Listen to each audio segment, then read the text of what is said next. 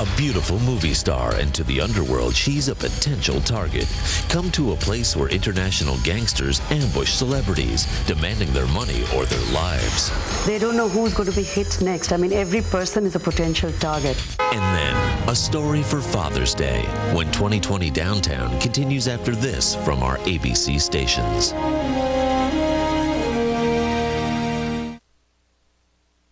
South Florida police head to Capitol Hill with a warning. More and more young people are using a dangerous club drug. We'll have details at 11. Protesters and police clash. Tonight, we're learning why they're so upset. New information about what caused a helicopter to crash in the ocean. I'm Doug Dunbar in Hollywood. Where can you get 7 dates in one night for $15? It's called speed dating. If you watch The Night Beat, I'll tell you all about it. Plus, we'll tell you where you can get free eye exams. That's on The Night Beat at 11 o'clock. See you then. Need a great gift for Dad? Then get to Verdines, the Father's Day sale. With great savings store-wide. 20 to 40% off through Sunday at the Florida store. You'll find creative solutions for great gift ideas just in time for Father's Day. And there's more. With any Dad's Day gift purchase of $50 or more, get this great picture frame as your gift. Father's Day at the Florida store. Great gifts for Dad and great savings for you at Verdines. What do you have for us today, Bill? Now lie still. Ever wish there were two of you? One for the everyday, the other to get away, to spend time as a family. Busch Gardens is just the place to do it. Have fun. Reconnect. It's time together. No family would want to miss. Busch Gardens Tampa Bay. Come together. Did you know that air temperature can be measured accurately only in the shade? A thermometer in the sun may be off by as much as 50 degrees. Don knows weather. Weeknights on 10.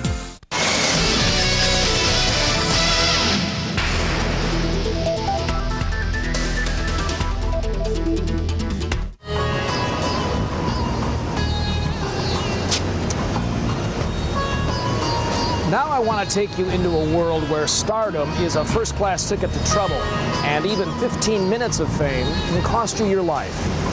You may know that India has a thriving movie business. It's called Bollywood. Think of Hollywood and Bombay.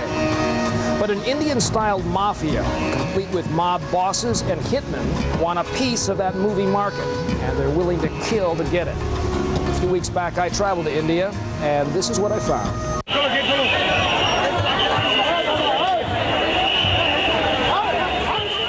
If it's not quite Beatlemania, it's awfully close.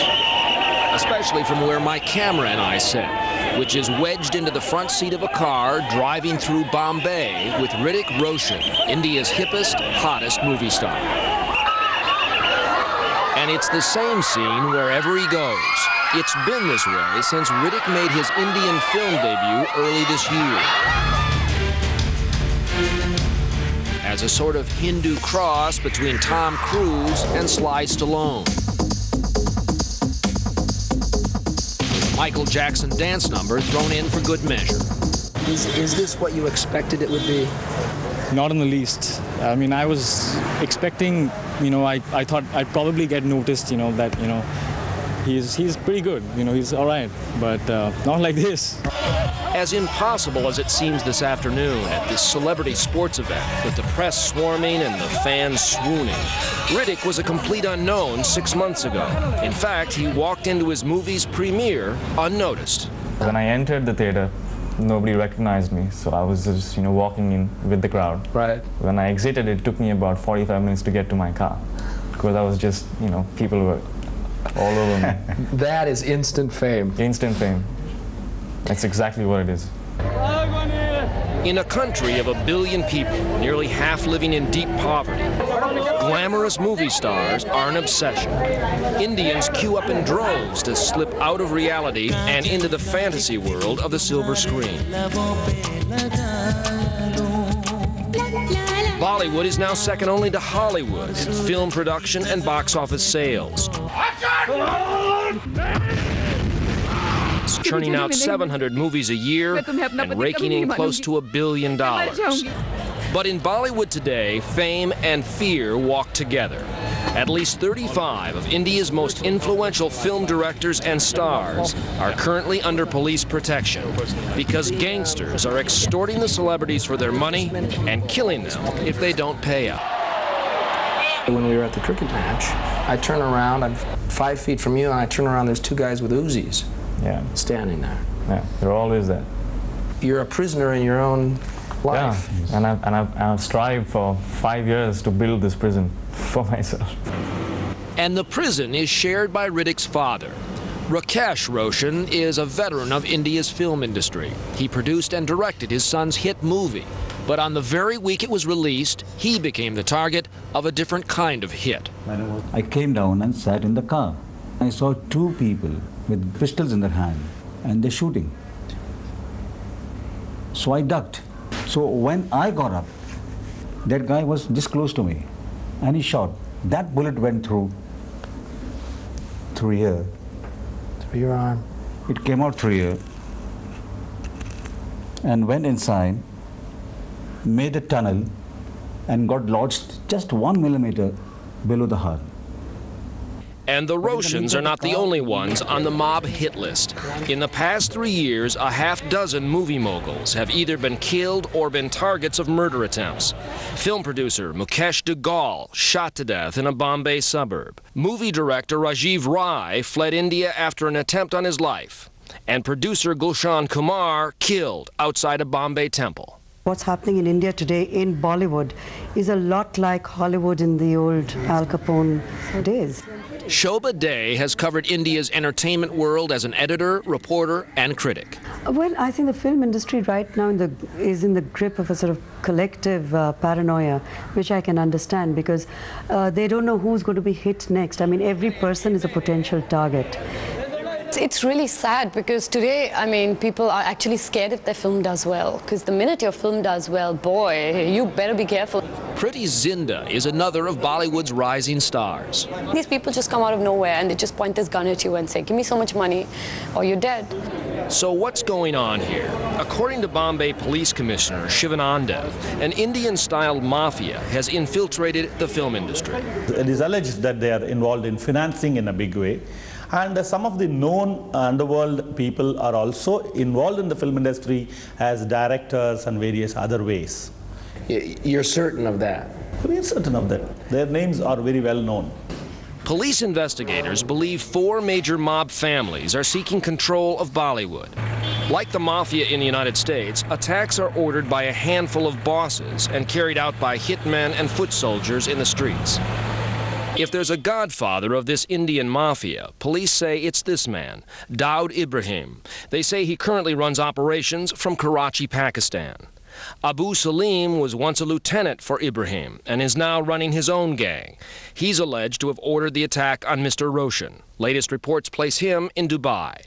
Police say the last 2 gangs are led by Chota Rajan, running operations from Australia, and Arun Gwale, who currently is in jail outside Bombay. They are running this show on satellite phones and the mobile phones and other things. So they are safe, they are away from the country's law, and they have a few of the henchmen. And because of the poverty, they go and shoot anybody for a pittance. This man runs a money laundering operation for the mob in Bombay. How much does it cost to hire a hitman in Bombay? It depends on the target, between 5,000 and 200,000 rupees. In other words, a life for as little as $100. It's a cruel equation, but so is the intense poverty that breeds desperation. Mahesh Bhatt says he's never been directly threatened by the mob, but after a quarter-century of being a director in Bollywood, he knows how the game is played. How exactly is a threat given, and what are the threats? What do they want? Well, the threat is very simple. You are in the movie-making business, and so we also want a piece of that pie. And if you don't do that, then we will kill you. It's as simple as that.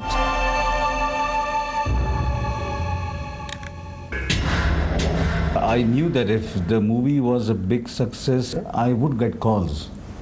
You knew that? I knew that. I was waiting for a call, not for a shot.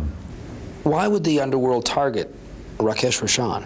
The film he had was doing very well, and they realized that if the underworld got the overseas film rights to that movie, they could make a lot of money.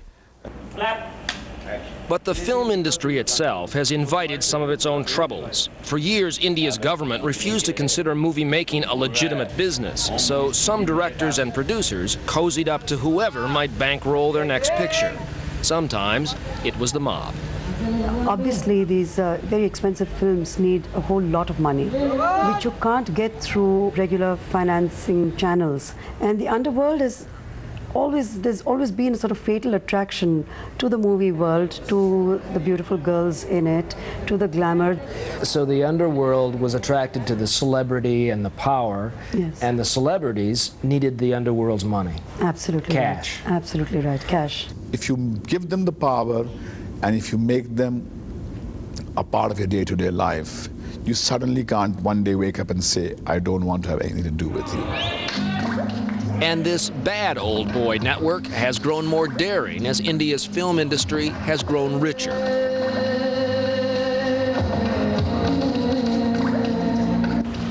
The overseas market, including Indian films in American theaters, is growing 20% a year. With this kind of money at stake, anyone working in the movie business is now a potential target.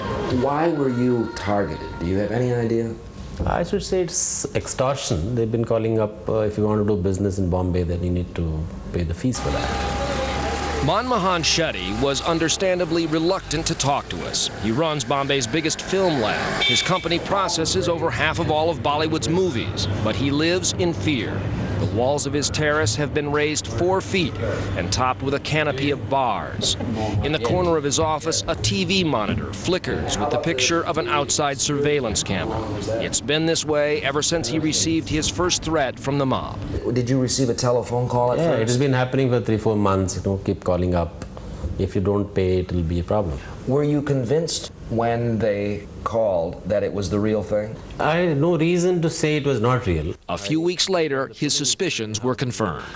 On December 29th, Mr. Shetty came here to his film labs in Bombay, driven by his chauffeur. It was the same process every morning.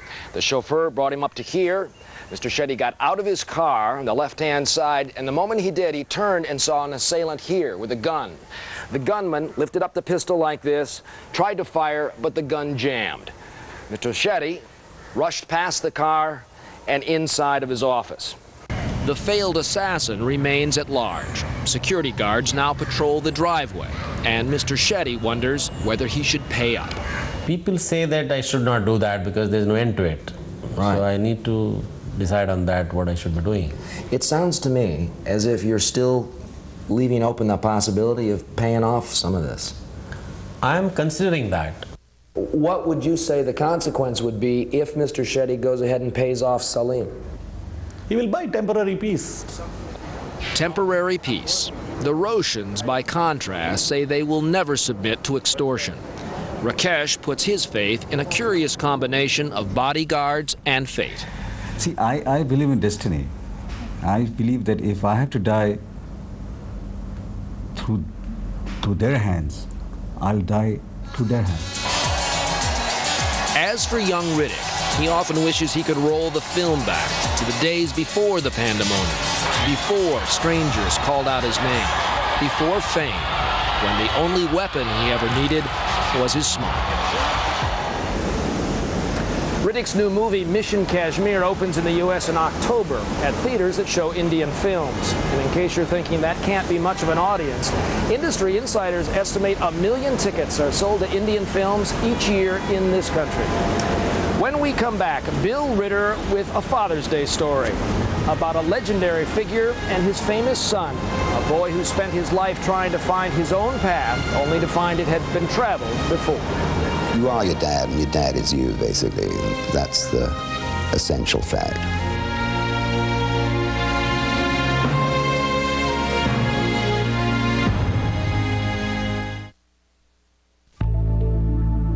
Most spot-on flea controls contain pesticides that could rub off in your home. But there's no pesticide residue with Sentinel. Only Sentinel protects dogs against heartworms and fleas with just 1 tablet a month. Dogs must be tested for heartworm prior to use. In a small percentage of treated dogs, digestive, neurological, and skin side effects may occur. So if you don't want pesticide residues in your home, but want to protect your dog, ask your vet for Sentinel. Clean, safe, effective. Joe leads an incredibly exciting life. We will give you $20 million. Oni dadzą nam $10 milionów. Joe is also living on borrowed time. Dobrze. 2 Swiss accounts. 1 in his name and 1 in mine. For the rest of us, Joe's Lexus is excitement enough. Introducing the new IS. It's sufficiently radical. Okay, so I'm not on the new $Golden coin. That's cool with me. I've got places to go and I've got people to meet. Anyway, the new coin is perfectly all right without me. In fact, I use it everywhere. Thanks.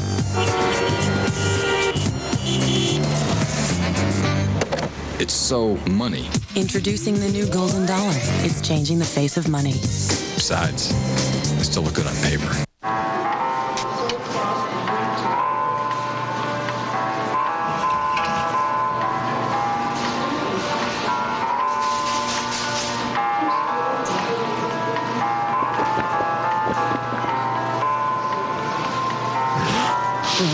Wish you could try things before you buy them? Well, come into a Gateway Country store and you can try all the computers before you buy one, with prices starting as low as $799. Call 1-800-GATEWAY. This is not a refrigerator. This is a scrumptious, spherical space shuttle that takes pomegranates and poultry on a non-stop flight to the fountain of youth. The curved Silhouette series with patented ultra-fresh system keeps fruits, vegetables, and meats so young for so long. The future tastes positively beautiful. Introducing Kenmore Elite.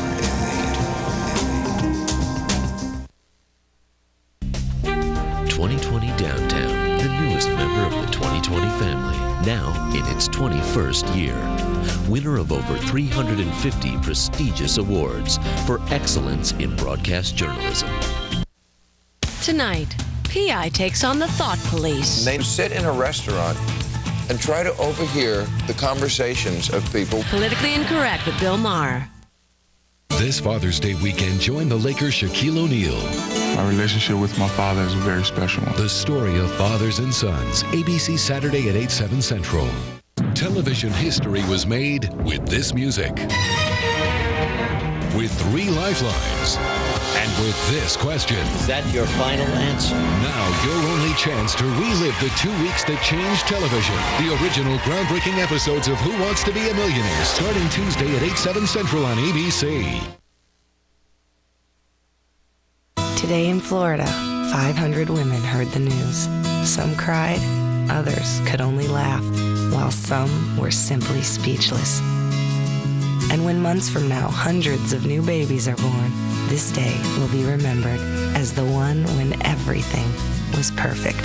And the last thing on 500 minds was health plans, which is exactly the way it should be. Blue Cross and Blue Shield of Florida. The best health plan is the one you don't have to think about.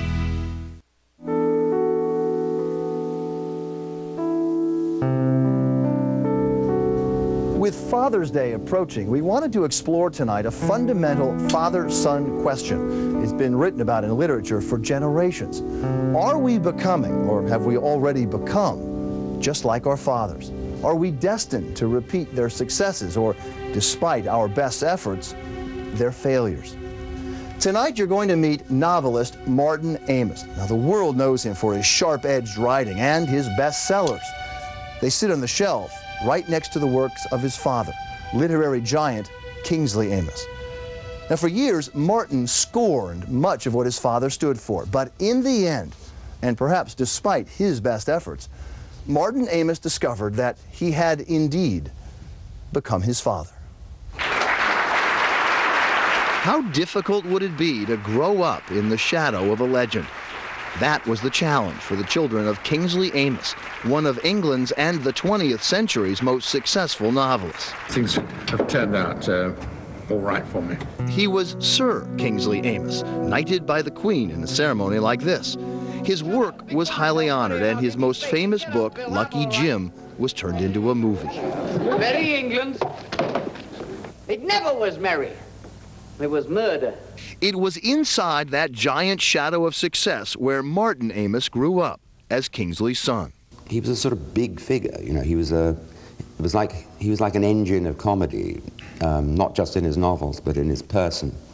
But beneath Kingsley's fame lived a dark and troubled man, a heavy drinker with a host of foibles and phobias. Martin, of course, had no way of knowing it at the time, but eventually his own life would come to mirror his father's in far too many ways. Martin was 17 when he announced to Kingsley that he intended to follow in his father's literary footsteps. He said, "What do you want to be?" And I said, "A writer." And he said, "Good. That way the Amises can keep their stranglehold on fiction." And that they did. Over the years, Martin would become for his generation what Kingsley had been for his, a rebellious, sometimes obnoxious social critic. Although they were cut from the same cloth, there was tension between the two, and peaceful coexistence within the Amis household often proved elusive. We had these arguments, you know, we quarreled violently about politics for years. Now, 5 years after Kingsley's death, Martin Amis has written the ultimate postcard to his father, his own memoirs called Experience.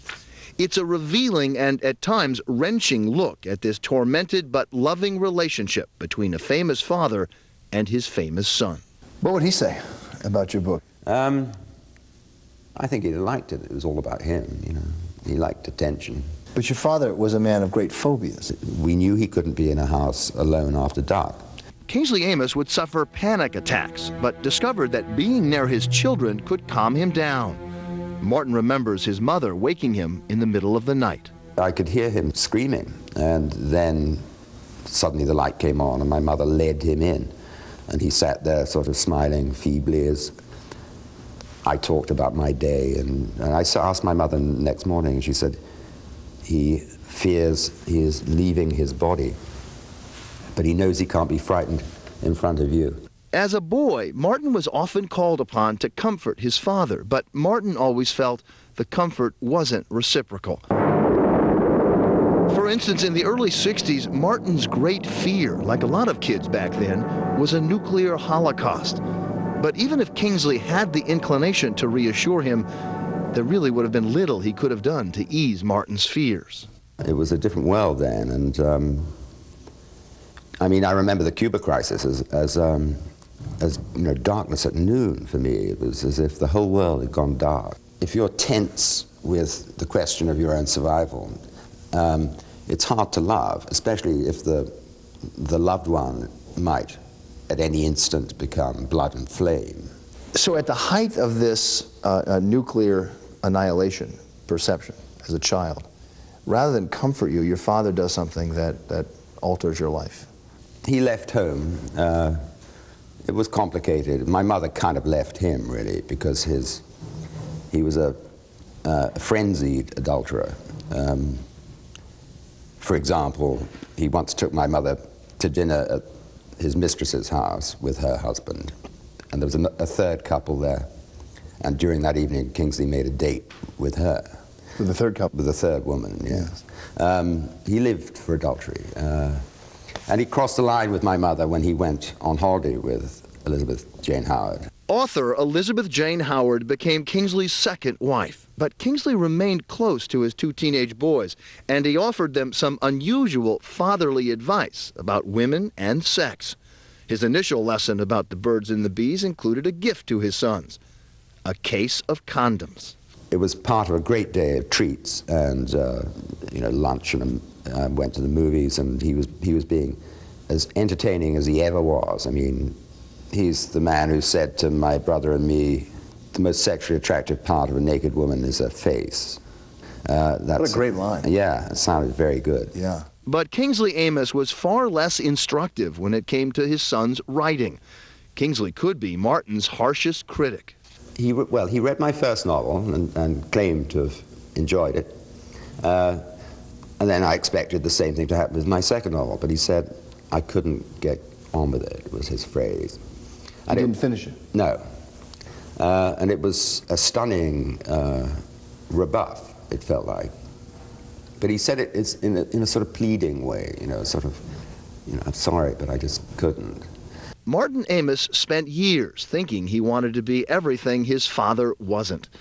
But towards the end of Kingsley's life, Martin discovered the hard, bitter truth. He is his father's son. In fact, they lived their lives in an almost eerie parallel. Like Kingsley, Martin drank, and he became a notorious womanizer. The British tabloids called him the Mick Jagger of the literary world.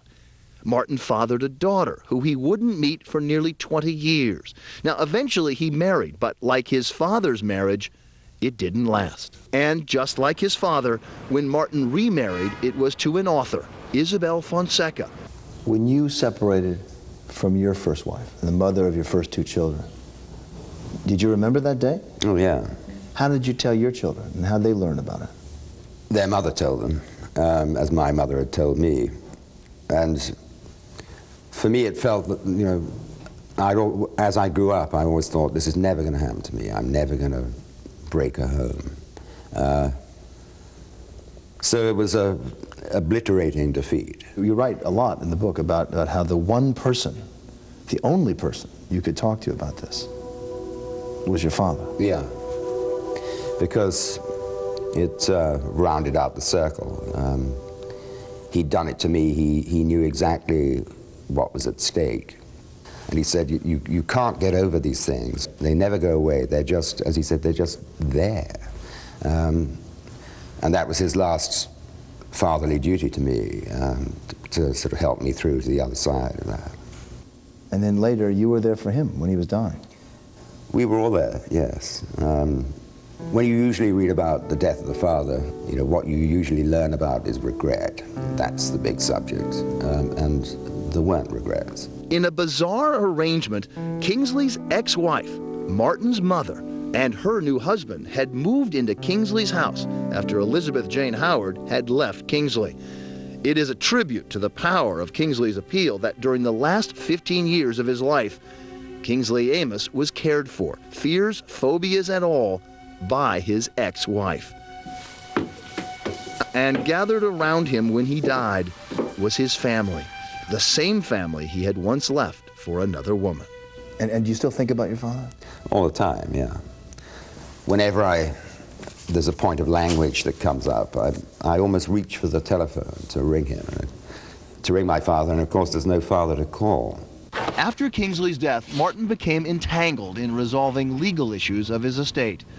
One night in his sleep, he says he had a visit from his father. He read to me what he says was the hardest part of his book to write. That night my father came to me in a dream. He was all business. He came not as shade, but as envoy. He said nothing, and I felt he didn't want to be touched. With gestures only, with looks, with pauses, he gave me to understand that I had all his trust in the prosecution of his wishes and in everything else, because my wishes were his wishes and the other way around. So it was incredibly warming to see you, Dad, and why don't you come more often like that as a messenger and not just as a shade whom I swamp and harass. It was incredibly warming to see you, but I didn't really need the reassurance about your wishes, because my wishes are your wishes, and I am you and you are me. What did you feel when you wrote that, Mark? An emotional ruin. But, strongly moved. But you are your dad, and your dad is you, basically. And that's the essential fact. Is that true for all of us? It's more especially true for me, perhaps. But for everyone, I think that's universal. Even though we were two writers, we were most essentially just a father and a son. Martin Amis has 5 children of his own. His best advice as Father's Day approaches: accept your children completely, forgive them completely, and make them laugh. His memoir, Experience, is published by Talk Miramax Books, which is owned by our parent company, Disney. We'll be right back.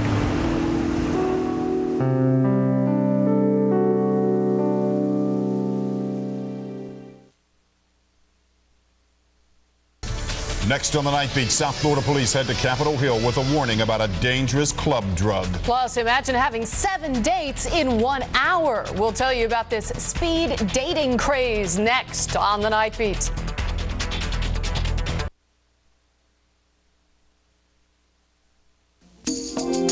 We do so much to keep skin looking healthy. But when life cuts in, ow, there's a healthy skin secret that may surprise you. It's Neosporin, to help minimize the appearance of scars. Neosporin not only kills more strains of infectious bacteria, a clinical test shows that treating scrapes with Neosporin helps minimize the appearance of scars. Healthy-looking skin is beautiful skin. Help keep it that way with Neosporin. Every cut, every time. If you could imagine a bagless vacuum that outcleans all other bagless brands, it would look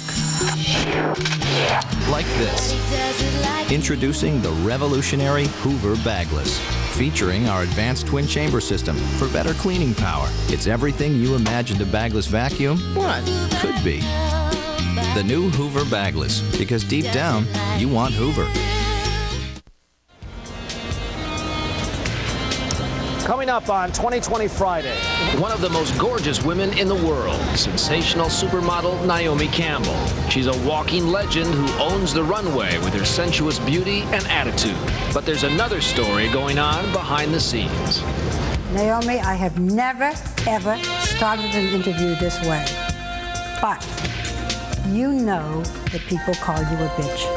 Barbara Walters face-to-face with beauty and her personal beast, Naomi Campbell. 2020 Friday at 10, 9 Central Time. And that's our view of the world from Times Square tonight. Your local news is next. And don't forget, at 11 p.m. Eastern Time, you can log on to our website and chat live with Jason Moss about his brush with a serial killer. I'm Jay Schaefer. For everyone here at 2020, good night.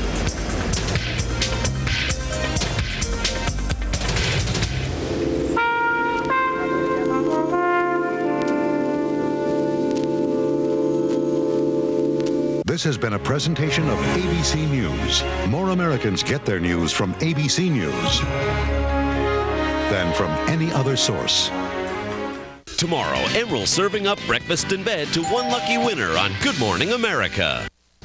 Next on the Night Beat, young people think it's a safe high, but now as South Florida police are on Capitol Hill trying to stop a club drug in its tracks. There is new information tonight about what caused a helicopter to crash while trying to land on a Navy ship. And a new way for singles to mingle. Find out how speed dating can turn around your love life in a hurry.